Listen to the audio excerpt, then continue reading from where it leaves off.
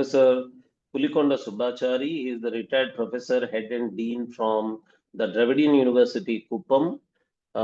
He was my senior colleague when I was in my culture studies career at the University of Hyderabad.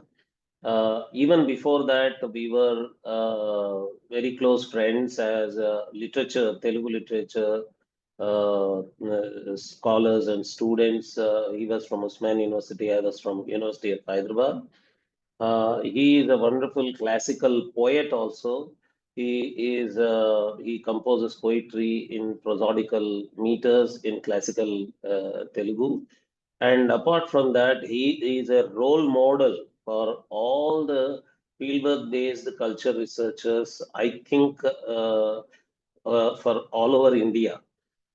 We should take him as a role model more because he is at this age, he is quite senior to me. At this senior age, after retirement also, even today, he goes to the field and collects data and comes up with newer and newer interpretations. His PhD itself is on the Jati Puranas, Kula Puranas, and the Jati systems, Jati Subjati relationship. He calls it Ashrita Vyavastha. He worked on that. Today, he is going to present. He has got numerous conference papers and publications and whatnot. His career is full of a great amount of output. Today, he is going to focus on the Mahabharata folk performing art traditions in three different communities: Pandavalaru, Kakipadagallu, and a particular forest dwelling community. And in these performances, sacred scrolls are also used. So, in the entire symposium, this is the only topic where we are focusing on the paintings also, the graphic art representations of Mahabharata that are used for narrative performing art tradition. Over to you, Professor Pulikonda Subbachary. Andarki namaskaram. So good morning everyone on the screen. So I call it as Akasha Samavesham, Ningi Volagam. So it is different from physical in a room kind of seminars. And today I am going to talk on the sacred scrolls and narration of Mahabharata in oral tradition, and what is a scroll and how it is sacred, and what kind of castes, what kind of performance traditions they perform Mahabharata with support of this painted scroll. What kind of tradition is there behind this scroll, and all these things we are going to talk, and the performances, how differently they describe Mahabharata characters. And here the question is, which is Pramanika or which is original? Whether Vyasa Mahabharata is original, or my supposition is there were some oral traditions, oral versions of Mahabharata even before the Vyasa.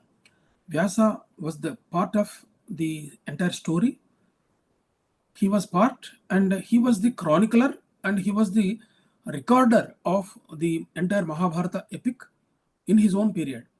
But in the later times, the Mahabharata grown into 25,000 slokas to 1 lakh.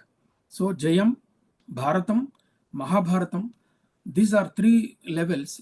It has been enlarged. Which parts are interpolated in that Mahabharata? And we can identify, even today, we can identify that which part might be included in later periods. Okay, this is all over. At first, I would like to show you some the pictures of the scrolls and how these scrolls are made, and what kind of ritual processes are there behind these scrolls. Just let us go. Let's go. I'll share my screen now. I'm trying to do this. Yes, the performance of Patam Katha, the process of multi-channel discourse. Yeah, see this. This picture, it shows that they are not preparing the scroll. These painters, the Cheryala painters, this gentleman is called Nageshwar Rao. He is the son of Dhanalakota Chandraya. Professor Nagaraju might remember that. In the department of the Center for Folk Culture Studies, organized one workshop for Cheryala painters in 1993, maybe 94 also. As I remember, it is 1993. It was a 3-day workshop, and in that workshop, the Cheryala painters, Dhanalakota Chandraya and Vaikuntham, they came to the department. They demonstrated how the scroll is prepared and how paint. At first they prepare an outline and then go on painting. All these things they shown. Yeah, but they adopted their profession for a different kind of aspect to get their livelihood. These pictures are, these are meant for modern market, and people who is having some exotic kind of value. They look at some exotic things. They go for folk painting and they purchase it and they adore it in their drawing rooms, etc., etc. They are preparing that kind of small pictures and they frame them and they sell out. This is not the actual their original profession. You can go for next slide.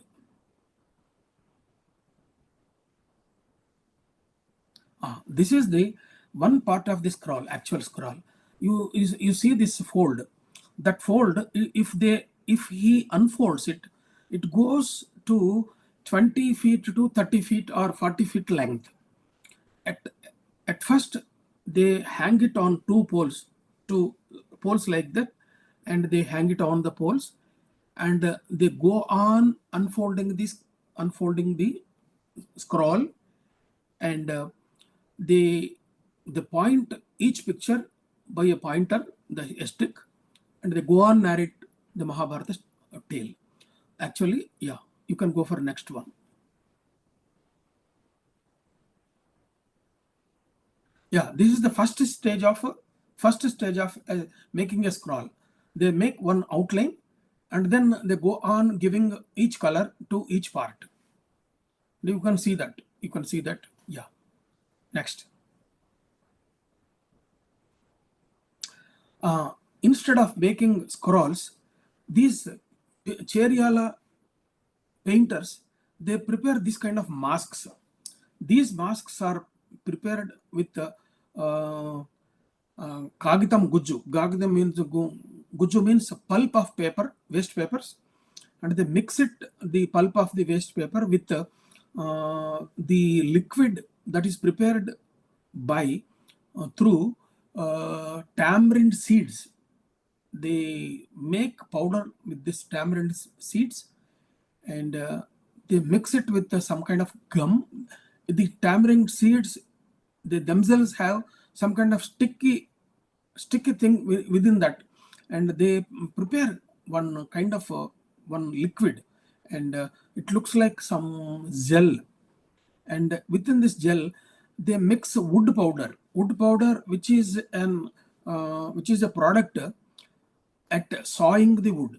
When you saw the wood, when you cut the wood with a rampam means that is a saw, saw, you get some kind of wood powder. They mix wood powder within this liquid, and they prepare by this paper pulp this kind of liquid. They have some templates. The sancha, it is called sancha in the local terminology. They put on this, the mix on that one. They prepare this kind of masks. They sell it out. These masks are not for performances. Like Chau of West Bengal. Chau was West Bengal. They have very big masks, but these masks are just for decoration in drawing rooms and etc., etc. Yes, go ahead. Next. Yeah, see this. These are all tools of their. These are sanchas, and this is the early stage of these masks. Yes, go ahead. Yeah, how multi-channel discourse, how a Patankada, it it has a structure of multi-channels discourse. Of course, it is not so much relevant here. Okay, we can stop it this PPT here, and if technically it is possible, I have some photographs and I have some videos also. I'll try to do this again. Yes. Today I'm going to introduce three kinds of performances of Mahabharata. One is Kakipadagallu. The second is Korajawaru. The third is Mahabharata narrated by Pandavalaru. Who is these Pandavalaru? Who are these Korajawaru and Kakipadagallu? I'll explain. Before that, I would like to show the actual scroll of the Kakipadagallu, who narrate Mahabharata with the help of a scroll narrative. Painted scroll. I'll try to. Yes, this is the scroll. This is the scroll of Kakipadagallu. The entire Mahabharata is narrated in this one. You got it? You could see this, na? Yeah. But it has to be expanded if possible. Yeah. This only picture, and I cannot move it. I can. There is another video is there. Then we can go for that video also. And these are the people who narrate the Kakipadagallu Katha. And this is the pointing stick, their style and all these things you can observe. You can see this. And again, I'll go for another one. And yeah, this is the person in makeup for that particular one. And most of the times they do not prepare in this such a heavy kind of makeup, but generally they look like any villager in that particular village, in that particular context. But this is there was a performance in the University of Hyderabad. For that purpose, he get ready with a different kind of higher kind of makeup. This one visual. Okay, we'll go for another one. And this is very valuable picture. And I took this picture in Warangal district. I don't remember the name of the village. This is the Pandavalaru Swami. This is the artist of Pandavalaru artist. You can see this one. This is called Kinnera. The narrate Mahabharata. This caste itself is called Pandavalaru. You could see this. It's very valuable. I got it in 1986. 86 means the 14 and 25. 36 years ago, this gentleman might have been in the age of 75 or 80 now. And one more picture I'll show you. This is the team of this Pandavalaru. Pandavalaru team. You see this? Talalu. The person is playing Talalu, that is symbols, and Kinnara, and this is Madala. So these three persons, they go on narrating Mahabharata. So this is the very typical. The same day I took this picture. In those days, I used to have one Zenith SLR camera. That is a wonderful Russian camera, and in those days, only black and white reels are available to me, and color reels are very costly, and color photos were not useful to publish books. Then invariably, I opted for black and white these pictures. And let's go for. So these are very important pictures, and one video is there. I'll try to. In 2016, the University of Hyderabad, Center for Dalit Translation and Adivasi Studies, and University of Center for Folk Culture Studies, and my department, Department of Folklore and Tribal Studies, Dravidian University. We could organize this. Of course, we were not part of the organizing this one. I came here to present a paper in this particular national seminar, and so there I documented various performances and scrolls, all these things. In entire Telugu states, there are 11 kinds of scroll narrative performances for 11 kinds of castes. All dependent castes, they perform these scroll narratives for their pattern communities, pattern castes. Let's see one performance. Yeah, say this.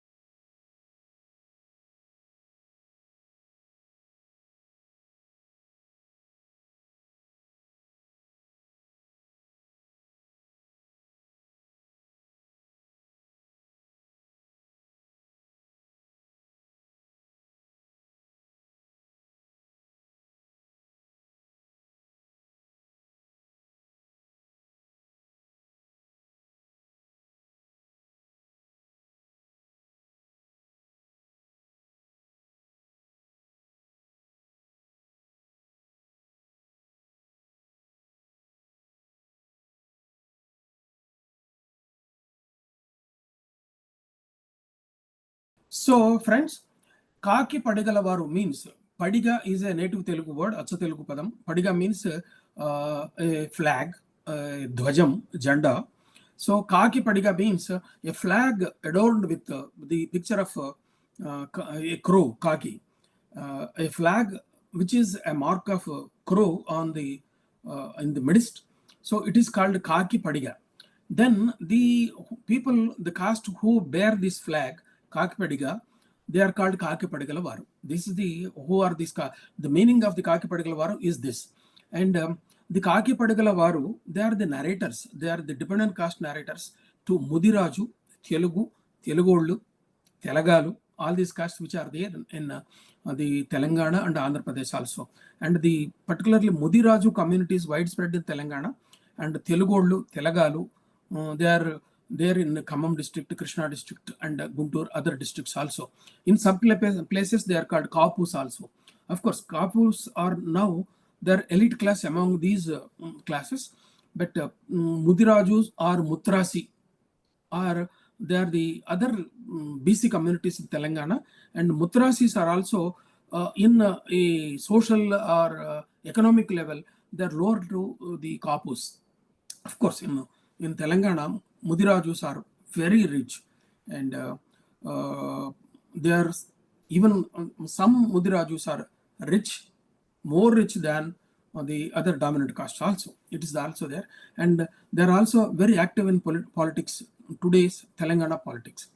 Then we should go for what is this Mahabharata of Kakipadagallu. Kakipadagallu narrate the part of the Yayati Katha.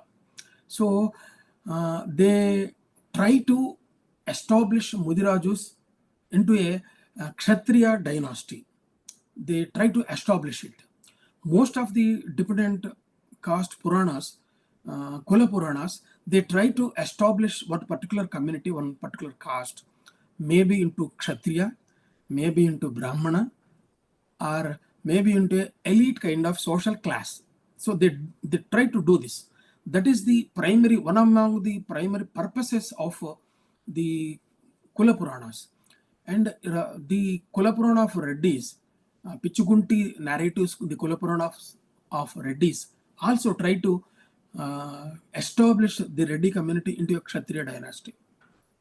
If we are interested, if we keenly observe the Mahabharata of Nannaya, what he mentioned is he himself is a Kula Brahmana to the Rajaraja Narendra.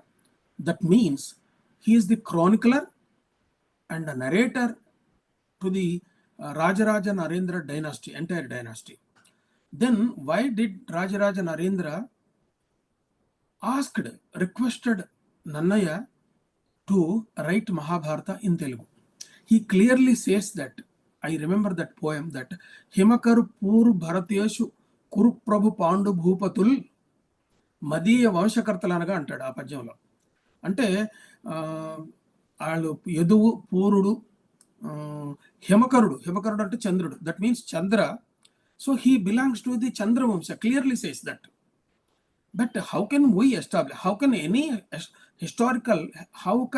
historian establish a link between the Chandravamsha Moola Purusha and the Rajaraja Narendra? It's not possible. But he wanted to establish himself to be a descendant of Pandavas, descendant of Chandravamsha, and the Adikavi Nanaya did it. The similar kind of process that are being continued by the Ashrita Kalas, the dependent castes. And in this one, Pandavalaru, Kakipadagallu, they try to establish the Mudiraju community, Telaga community, Telugodlu community to be Kshatriyas. So in the Mahabharata, they narrate in such a way that the Mudiraju, the originator of the caste Mudiraju, is none other than the descendant of Yayati's sons. So one among the Yayati's sons, the Puru, he accepted to take the old age of Yayati and give his youth to Yayati, and Yayati wanted to rule the country for so many centuries, millennium, and but because of the curse of this Maharshi, then who is that Maharshi? That is the Guru of Rakshasas. He cursed Yayati to become an old man because he did not keep his word to marry in the marital relations with the Devayani. Then he got a curse and he became old. But he cannot rule the country with that kind of old age. Then he transformed his old age to his son, and he took the youth of his son to himself. Then this story says that the king who took the Mudimi means old age. This is the entire narration is depending on the derivation of a word. Here the derivation of a word is the king who invited the Mudimi is Mudi Raju. Mudimi Raju, later it became Mudi Raju. Hence, the Mudirajus or Mutrasis are the descendants of Yayati after hundreds of generations from Yayati. These Mudirajus born from the lineage of Yayati, none other than the Chandravamsa Kshatriya. This is the purpose of the Mahabharata story narrated by the Pandavalaru. These Pandavalaru are the dependent caste performers to Mudirajus, Telugu, all these things. In a nutshell, this is the gist of this story of Pandavalaru, Kakipadagallu. So, I have to narrate so very big, long narrative, and I think you got the essence by looking at the scroll and this brief story. Then we'll go for another one, that is after Kakipadagallu, Korajawaru is another performers and Pandavalaru are another performers. These two, I would like to explain these two things are also. And these Korajawaru are the dependent performers to the Nayakapod community. Nayakapod is a tribe of Telangana and Andhra Pradesh also. Nayakapods are there. So these Korajawaru are the dependents to the Nayakapod. These are also called Totiwaru. Toti is a tribe. Nayakapod are also called Toti. So among the Toti who were cursed to become a dependent caste, most of the dependent castes performers, they derived from the pattern caste or the pattern community because of a curse. You see, most of the caste narratives, most of the Kula Puranas, they say that most of the dependent communities, dependent performers are cursed and to become a dependent performer, dependent singer, narrator. And in this one also, Korajawaru, Korra Raju means Korri Raju. Korri means Agni, Nippu, in native Telugu word, Acha Telugu word. Korru, Korri, Korivi. These three words are one and the same, and they had a meaning that is Nippu, Agni, all these things. The person who born out of the Korri, out of Agni, is called Korri Raju, Korraju. So these are the Koraju communities, and these Koraju community, they perform Mahabharata with the help of a scroll to Nayakpur. They narrate the Mahabharata in a different way. That is called Padmanayaka Puranamu, Padmanayaka Katha also. According to this Katha, actually what happened, the Sri Krishna, Vishnumurti, he took an incarnation as Krishna to protect Pandavas, to protect Dharma in the soil, and to give a win to the Pandavas, and to eradicate the Kauravas or the injustice people. And the Sri Krishna, he took an incarnation as Krishna, Vishnu took an incarnation as Krishna and got down to the earth. Then Sri Lakshmi, the wife of Vishnu, she thought that, what should I do in the Vaikuntha, because my husband is not there here, he is on the earth. He went to the Bhuloka.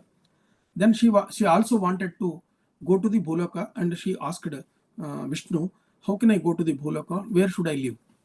Then the Sri Lakshmi, he suggested, based on her suggestion, he came down to one village in Telangana, Sambapuram.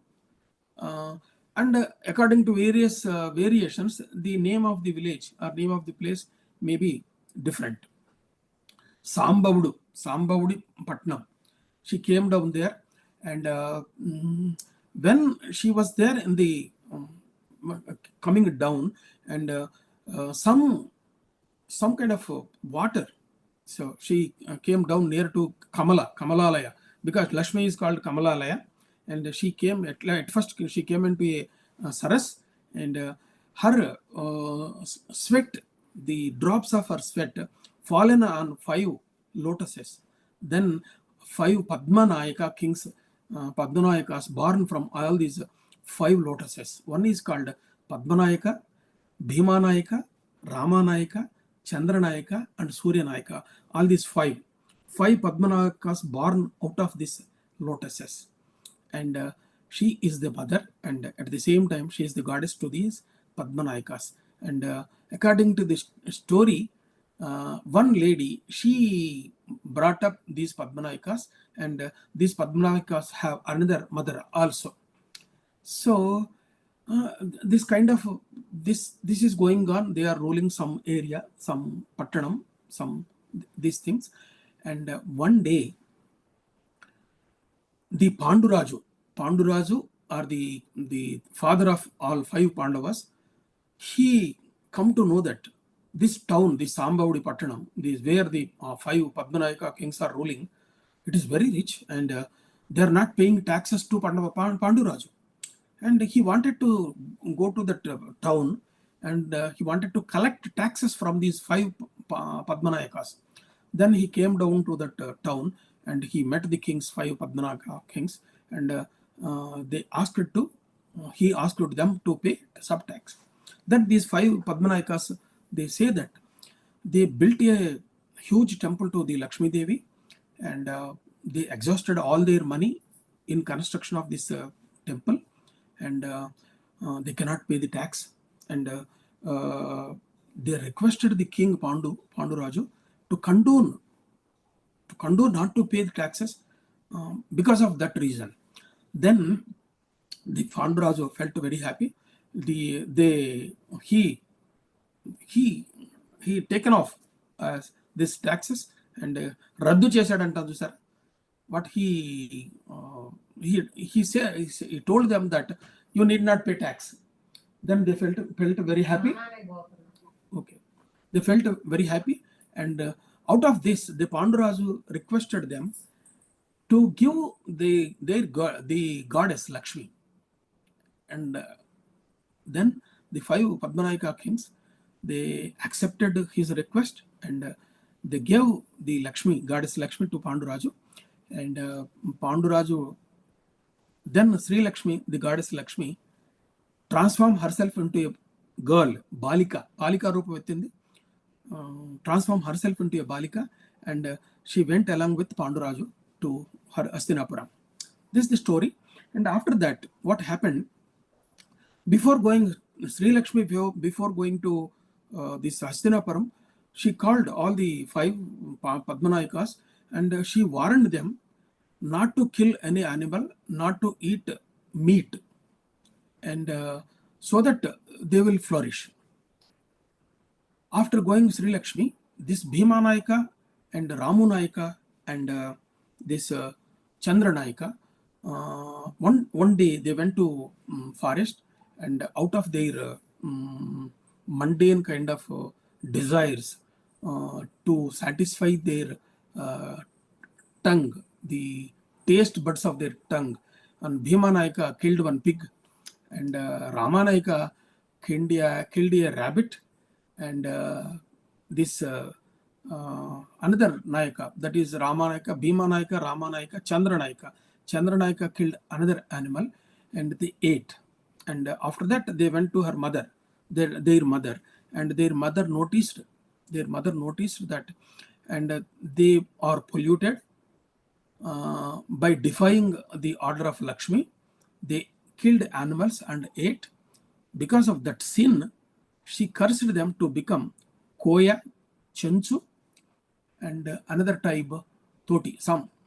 The Koya, Chenchu, and another tribe. I did not remember that, to become 3 kinds of this one. And finally, she asked this last one, Chandra Nayaka, to become a dependent caste. And after that, what happened? The Panduraju, Sri Lakshmi is living with the Panduraju. One time, Sri Krishna looked at this girl, Sri Lakshmi, and he took the Lakshmi from Panduraju, and Krishna married that girl, and she became Rukmini. So this is the story, Mahabharata story, entirely a Mahabharata. It's a different Mahabharata. It is different from Vyasa Mahabharata, and we never come across these kind of stories. There are many other stories are there narrated by Korajawaru, and these are recorded, and I interviewed in Warangal and Adilabad district. I interviewed this Pandavalaru and all these things, and long back in 1986. And even the Professor Bhaktavatsal Reddy and his team, they documented the long narrative of Korajawaru, and it is there in Telugu University archives in Warangal. And very interestingly, how do we evaluate these stories? How do we say that this is original, this is Pramanika, and these are Kalpita Kadhas? How can we say that? Even in Vyasa Mahabharata, these kinds of stories are there.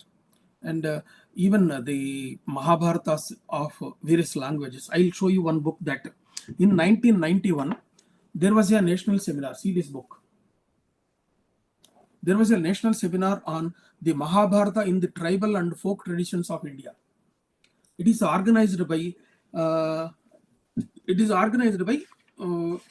Rashtrapati Nivas, that is Indian Institute of Advanced Studies.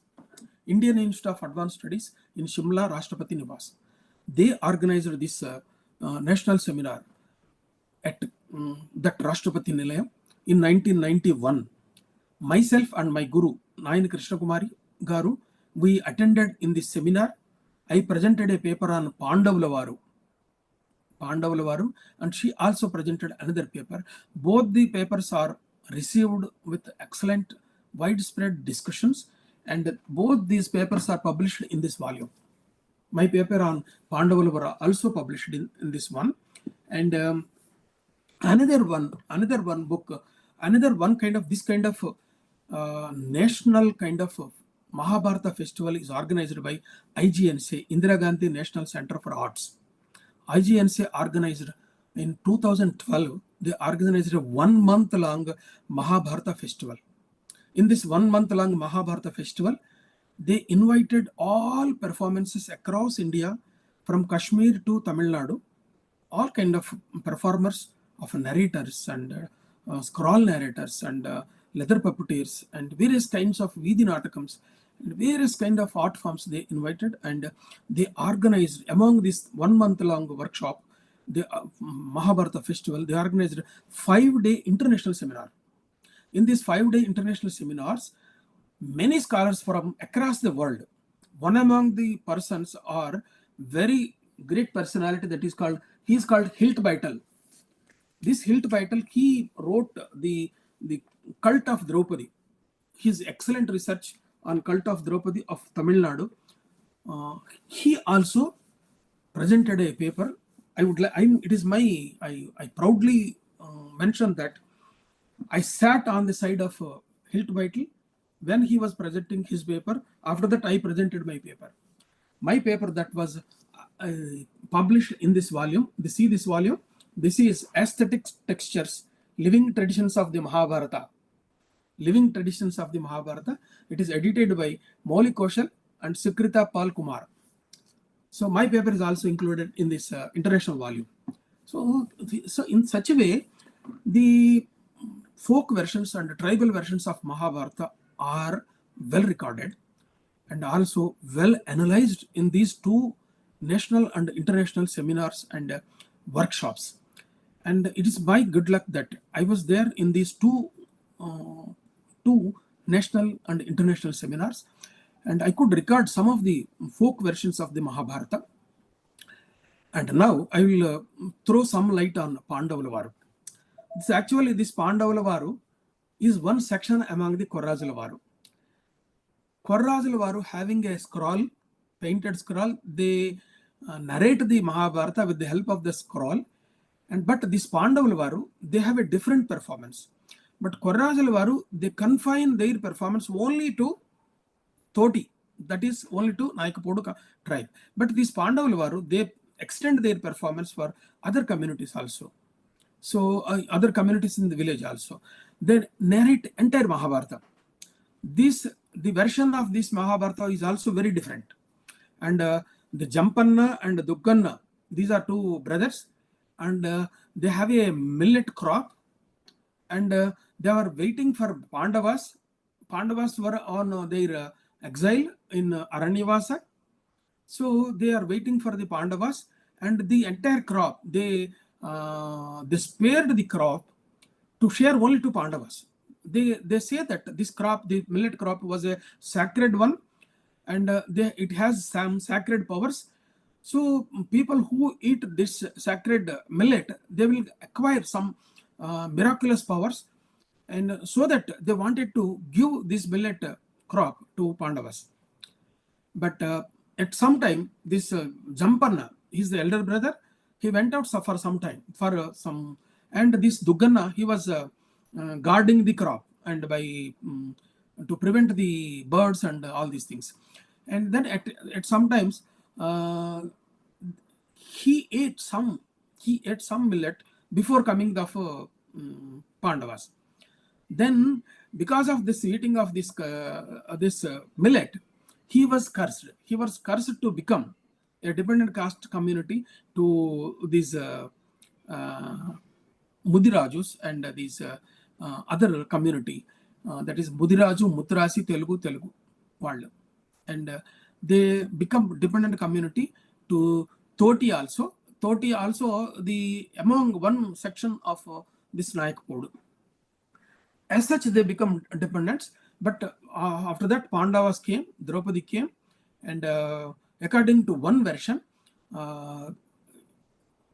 they came to this millet field, and after some time, all 4 Pandavas, 5 Pandavas went for some hunting.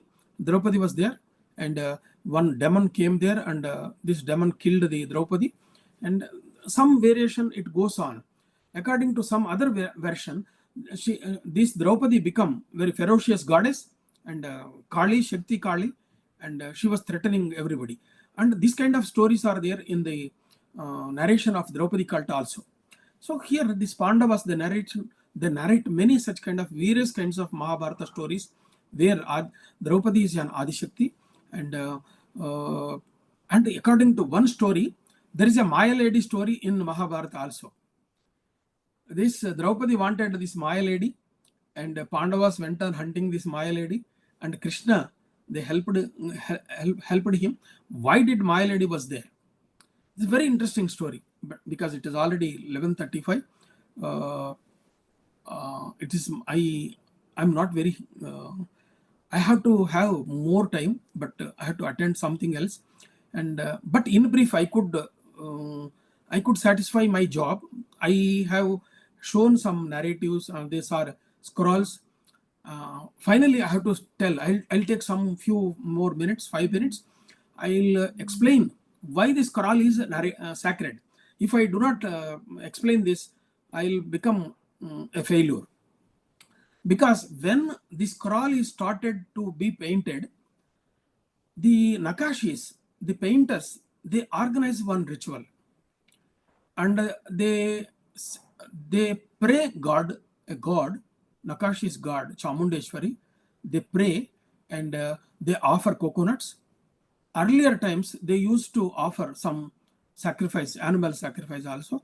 After holding this ritual, they start narrating, they start painting the scroll. After completion of the painting of this scroll, they inform the dependent community, dependent caste. The dependent caste people who assigned to make this scroll for their community, they come there, and again the dependent caste and these painters, they organize a ritual there itself. They sacrifice a goat to the scroll. This scroll becomes itself a goddess, and it is a sacred thing. And they carry this. They used to carry this scroll in a palanquin with some gana bajana to their home. And after going to their home, this scroll cannot be kept at anywhere. This scroll should be kept where the God's images are kept in the home. So when the woman of that particular family is on her monthly period, she is not supposed to enter into that room where this scroll is kept. That means if she enters into that particular room, then the scroll may become polluted. So they keep the scroll as a god or goddess. They do not allow the scroll to become polluted. So after 100 years, after 150 years, after 50 years, once the scroll become old and the scroll is torn, they do not throw it anyway easily. They organize a ritual like a death ritual, and after organizing this ritual, they take this scroll into a river. They throw the scroll into a river like the Ganesh Nimarjana, where the sacred Ganesh image is submerged into water to prevent any kind of pollution. So in such a way, the scroll is a sacred scroll. It's not the profane thing. It's not a profane object. It is a sacred scroll. That's why my title of the paper, my title of the talk is Sacred Scrolls. The scroll is treated as sacred. I have a photo. I could not immediately locate in my discs. I have so many discs I could not locate immediately. I took that photograph in Kalluru of Khammam district in 1985. In 1985 itself, that performer was in his 80s, and he shown that scroll narrative torn here and there, little small score torns are there, but he is still keeping that scroll as a god. Then I had that photograph also. But any scroll narrators, any such dependent performers, if their scroll become old and cannot be used, they do not throw this scroll anywhere, and they perform a puja, and they dispose it in a very honorific way. This is why the scroll is a sacred one. So now I invite my friend Kulapati Professor Nagaraju Paturi to invite any more questions, pointed questions for a few minutes. Go ahead. Thank you very much, sir, for this wonderful talk. This was a great addition to our symposium because there is no other talk today which covers graphic arts, drawing, painting, And you have shown how this is not just a drawing painting based narrative performing art, it is also a Jati Purana. Uh, the communities hold uh, uh, Mahabharata in a great significance for their own Jati culture, Jati pride, Jati esteem, uh, and they take guidance from the Mahabharata story for their own cultural thinking, for their own identity thinking. So, how Mahabharata is such a uh, living tradition is covered. Uh, the question, there is a question, Yeah. how these scrolls are different from Patachitra or Kalankari? Kalankari painting, it is a profane one. Profane one. It is not considered as a god or goddess. And Patachitra, some Patachitras of narratives of North India, I happen to meet them. They too consider, in some performance traditions, they too consider it as a god or goddess, and they keep that scroll in a non-polluting place. That's also there. Yeah. Oh, so that was the answer to that question. And we are also proud, sir, that the same title that we have kept for this symposium was kept for a volume in which your article is published.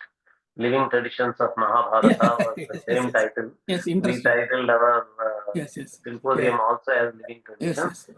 Uh, yeah, so we are so proud to have you among us, that your article is included Mm. in this volume. Uh, when you were not there in the beginning welcoming address, also I mentioned Professor Ayal Hilkabekel and Yes, our close association with him and my close friendship with him and my sharing of Babruvahana stories as urban parallels. And he acknowledges me in many of his articles for helping him to know the Babruvahana folk narratives from the Telugu areas. And we continue to have a close association till his passing away very recently. recently, Mm, yes. he is one of those very rare Indologists who is Yes, yes. sympathetic to our culture. I Uh, have I had the honor of his supporting me, and he expressed very happiness towards my presentation in that particular seminar. And oh, Professor wonderful. Nagaraju, if you allow me, I have a question to the all the scholars who are on the screen. That around 40 scholars are there now in this seminar. My question is that why do we call a particular version of Mahabharata as Pramanika, or and other versions of the Mahabharata, maybe in the tribal traditions, maybe in the folk traditions, as Kalpita Kadalu, Kalpana Kadalu, or the concocted stories? And according to the inner sources of Mahabharata itself, Mahabharata was coming down from generation to generation in oral traditions, and sutta to sutta, sutta to sutta. Even the internal evidences say that so Mahabharata is narrated from one person to other person, other person to other person in Adi Parva itself. So Vyasa got himself and he recorded these versions into one version. Then which is one the Pramanika or the original one, and why do we call this is one particular Pramanika, even in the case of Ramayana of Valmiki and other Ramayanas, which one is correct or which one is original, which one is not, which one is Kalpana? What kind of answer we have? If Okay, they have an answer, they may type the answer in the question and okay, answer okay, box. okay, okay, okay. Mm. Uh, if you have a point to make regarding that, please go ahead, sir. Okay, this is my point. My point is maybe Ramayana or maybe Mahabharata. It was been recorded from chroniclers of oral traditions for a long time. But how to ascertain? My question is personally to you also. How to ascertain which is Pramanika and which is Kalpana? Actually, this view that the folk versions of Ramayana, Mahabharata, Bhagavata are not standard. if you remember, two of our historian colleagues in our own department were holding. Mm. They have a very funny understanding of uh, what are traditional narratives, what are not traditional narratives. So that is a very skewed up uh, and buggled up kind of understanding. But a true scholar, a true academician, never holds any one of the versions as the Pramanika and the other versions as not Pramanika. That is not a true academic understanding, true scholarly understanding. Those are very funny, deviant people. We need not take their view as very serious. Yes, yes, yes. Uh, Actually, what happens is in society, uh, every ethnic group or every cultural group may uh, hold great value for their own version of a Versions, particular versions. narrative Yes, and may consider the other version of the narrative not to be a standard. That's a very yes, yes. usual cross ethnic, intercultural kind of understanding. So, Mm. to consider that some classical texts like Valmiki's Ramayana uh, is the only authentic version, and all the other Krittivasa Ramayana, Kamba Ramayana, Ranganatha Ramayana, and all other versions are not authentic is not a standard academic understanding. Understood. Yes, Just you are as right. we take other Ramayanas like Kamba Ramayana, Ramcharitmanas, or Krittivasa Ramayana, Ranganatha Ramayana, as the different versions of the same Valmiki Ramayana narrative, we can take all the folk versions and forest dweller tribal versions of Ramayana also as different versions. In the last seminar, in the last symposium, I was distinguishing between traditional retellings and non-traditional and anti-traditional retellings of Ramayana. In the Mm. same way, we can talk about traditional retellings um, and non-traditional and anti-traditional retellings of Mahabharata. For example, Yuganta of Airavati Karve Hey, Ravati Karve. Yes. is a non-traditional retelling of Mahabharata. Uh, and there are anti-traditional retellings of Mahabharata also in some of the novels, in some of the modern theatrical plays, where they want to. Example was Bhisham Sahani's Yes, yes. Madhavi that Sushumna Kannanji was talking about. It is a complete communist version of Yes, Mahabharata. Madhavi play from Mahabharata. But folk and forest dweller tribal versions of Mahabharata have never such anti-traditional argument in them. They always hold to the original traditional view of Mahabharata. For example, for them, Pandavas are the hero side and Kauravas are the villain side only. They take the same dharmic position as the Vyasa's Mahabharata or any other classical version of Mahabharata only. They don't take any anti-traditional position, so they don't extend their creative liberty beyond an elastic limit.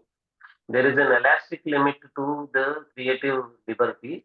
The modern retailers, they are stretching it beyond a limit, and they are taking their retellings are deliberately anti-traditional. They are deliberately uh, trying to show protest against Protest. the Yes. traditional retelling. As a tool So to express their protest. as a tool to express their protest. But I don't see any such tool to protest kind of attitude in any of the retellings and the folk or tribal retellings of either Mahabharata, Ramayana, or any story. They hold on to the original worldview. They hold on to the original spirit of the story, but put in their own perspective that, for example, their Jati originating person is a great hero. He Great is the hero. creator of the whole universe. He is the best person. They put it within the argument of the original uh, story only. So there is nothing like they creating any anti-traditional version using their creative liberty or any such thing. And we cannot even think of creative liberty because the authors of these folk versions are not known also. You cannot attribute it to such an author who is actually protesting. Uh, like for the modern versions. For the modern versions, you know the author, you know his ideology, so you can attribute to the protest to him. For the folk versions, it is only traditional. It is handed down from generation to generation. You are right. So you do not know who is taking the creative liberty, who is protesting, why he is protesting. All Yes. that also cannot be attributed. Yes, you are right. Wonderful. So if there are not any questions, then I can conclude. Yes. If any pointed questions are there, we can take. Yeah, this question was already answered. Thank you very much, sir, for giving us this opportunity of having you. Namaste. Now I'll leave the seminar. Okay. Yeah, please. Thank you. Thank you all. Thank you all in the group. Okay, right. Namaste.